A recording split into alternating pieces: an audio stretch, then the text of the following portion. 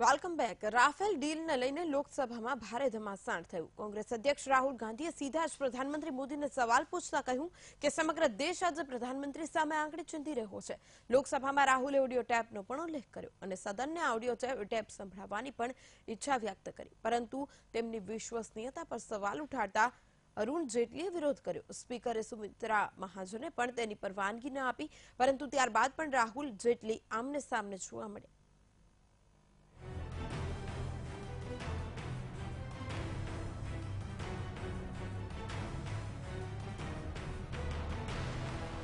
Supreme થી નીકળી bedroom સુધી પહોંચી રાફેલ ડીલ। ગોવાના એક મંત્રીની ઓડિયો ટેપ કોંગ્રેસે કરી જાહેર। પારીકરના બેડરૂમમાં છે રાફેલની ગુપ્ત ફાઇલો। સંસદમાં સત્ર શરૂ થયું ત્યારથી રાફેલના રણકાર સાથે ગૃહ ગુંજતું રહ્યું, પરંતુ ગોવાના એક મંત્રીની ઓડિયો આગમાં ઘી હોમવાનું કામ કરે છે અને કોંગ્રેસને મોદી સરકારને ઘેરવાનો વધુ એક મુદ્દો મળી ગયો છે। પ્રધાનમંત્રી મોદીએ પોતાના ઇન્ટરવ્યુમાં કોંગ્રેસ પર પ્રહાર તો કર્યા, પરંતુ તેના વળતા જવાબ રૂપે કોંગ્રેસે પણ રાફેલ મુદ્દે નવો ઘટસ્ફોટ કર્યો। કોંગ્રેસ પ્રવક્તા રણદીપ સુરજેવાલાએ એક ઓડિયો ક્લિપ જાહેર કરી, જેમાં ગોવાના સ્વાસ્થ્ય મંત્રી વિશ્વજીત રાણે અન્ય એક વ્યક્તિ સાથે રાફેલ મુદ્દે વાતચીત કરી રહ્યા છે, જેણે ભાજપ સરકારની ચિંતા વધારી દીધી છે। ત્યારે એવું તો શું બોલી ગયા મંત્રી કે મોદી સરકારને ઊંઘ ઉડાવી દીધી? તમે પોતે જ સાંભળી લો। Good evening sir. Boss, good evening. I told call today. There was a 3-hour cabinet meeting. Okay. Just keep it confidential. Just so you all know. There were so many fights, so many fights. Nilesh Kabral has gone and recruited maximum engineers from his constituency. So everybody, Jay Salgaonkar got the list and showed it to him. So everybody was fighting with him and everybody was upset because no work is being done on the recruitment front. Okay. Babu Asgaonkar was fighting with Sudhin Dawekar because his works are not being done. Apart from that, Chief Minister makes one very interesting statement that I have all the information of Rafael in my bedroom. What are you saying? I'm telling you, no? My God. Which you should actually make a story and put it, because you can cross-check with somebody who you're close to from within the cabinet. Okay. Because this is how, this is something which he said. That means he's holding them to ransom. Rafale ડીલને લઈ કોંગ્રેસ પહેલાથી જ મોદી સરકાર પર હાવી બની છે। પ્રધાનમંત્રી મોદીથી લઈ અનિલ અંબાણીની કંપની પર પણ અનેક આક્ષેપ લગાવી ચૂકી છે। તેવામાં ગોવાના મંત્રીનું આ પ્રકારનું નિવેદન કે રાફેલ ડીલની તમામ ફાઇલો પારીકરના બેડરૂમમાં છે, જાણે કોંગ્રેસને ભાવતું મળી ગયું। જો કે વીટીવી આ ઓડિયોની પુષ્ટિ નથી કરતું। આ ઓડિયો કોંગ્રેસ દ્વારા જાહેર કરવામાં આવ્યો છે। जिस प्रकार से गंभीर रूप से अस्वस्थ होने के बावजूद गोवा के मुख्यमंत्री के पद पर पदेन रहे श्री मनोहर पारीकर ने कहा कि उनका कोई कुछ नहीं कर सकता क्योंकि राफेल की सारी फाइलें उनके पास हैं, उनके बेडरूम में, उनके फ्लैट के अंदर मौजूद हैं।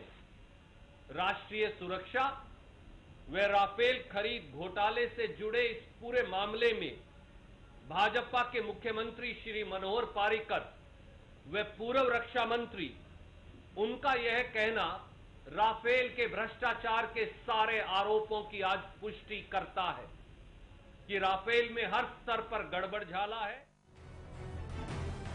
ભાજપના મંત્રીના ઓડિયો ટેપનો મુદ્દો સંસદમાં પણ ગુંજ્યો। રાહુલ ગાંધીએ પ્રધાનમંત્રી મોદી પર નિશાન સાધતા કહ્યું કે પ્રધાનમંત્રી મોદીનો 1 જાન્યુઆરીનો ઇન્ટરવ્યુ પૂર્વ આયોજિત હતો, જેમાં વડાપ્રધાને રાફેલ ડીલ સાથે જોડાયેલ મહત્વના સવાલોના જવાબ જ નથી આપ્યા। આજે પણ લોકસભામાં પ્રધાનમંત્રી ન આવ્યા। તેમનામાં અહીંયા આવી અમારો સામનો કરવાની હિંમત નથી।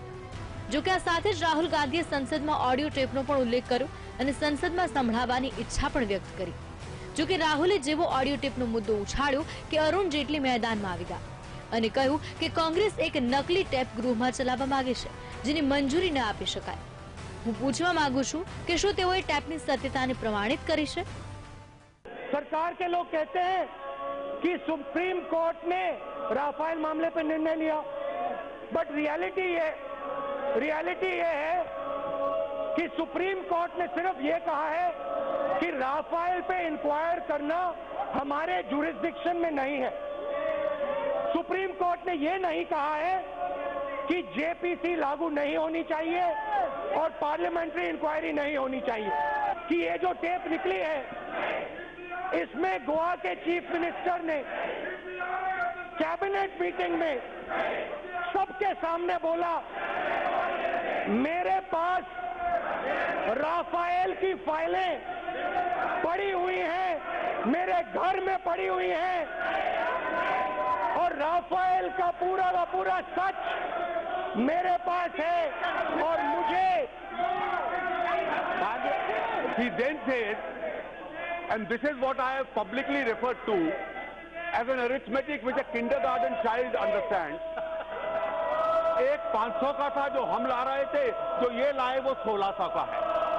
It only shows, and it's a tragedy for this country, that the grand old party of Indian politics, the Congress party, which has in the past been headed by great legends, is today headed by a gentleman who doesn't even have a basic understanding of what a combat aircraft is. ये 500 बनाम 1600 का जो तर्क है, ये बहुत सादगी का तर्क है, और उसका कारण ये है कि इस देश में कुछ लोग और कुछ परिवार ऐसे हैं जिनको पैसे का गणित समझ आता है, देश की सुरक्षा के साथ जुड़े हुए मुद्दे में. હંગામા વચ્ચે કોંગ્રેસ સહિતના વિપક્ષી દળોએ જેપીસીના ગઠનની પણ માંગ કરી.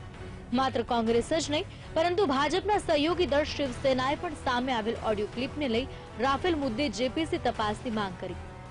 એક તરફ દેશની સુરક્ષાનો મસલો છે, બીજી તરફ રાજકીય પાર્ટી તેના પર રાજનીતિ રમી રહી છે. એક તરફ કોંગ્રેસ રાફેલ ડીલ મુદ્દે ખુલાસો માંગી રહી છે, તો બીજી તરફ મોદી સરકાર ડીલની કિંમતને દેશની આંતરિક સુરક્ષા સાથે સરખાવી રહી છે. એટલે કે રાજકીય પાર્ટીઓના રાજકારણ વચ્ચે દેશની સુરક્ષા સાથે તેમજ જનતા સાથે રમત રમાઈ રહી છે. જો કોંગ્રેસ પોતાના કાળમાં થયેલ ડીલની કિંમત જાહેર કરી શકતી હોય તો મોદી સરકાર કેમ જાહેર નથી કરતી? કેમ દૂધનું દૂધ અને પાણીનું પાણી સાબિત નથી કરતી? તે સવાલ દરેક ભારતીય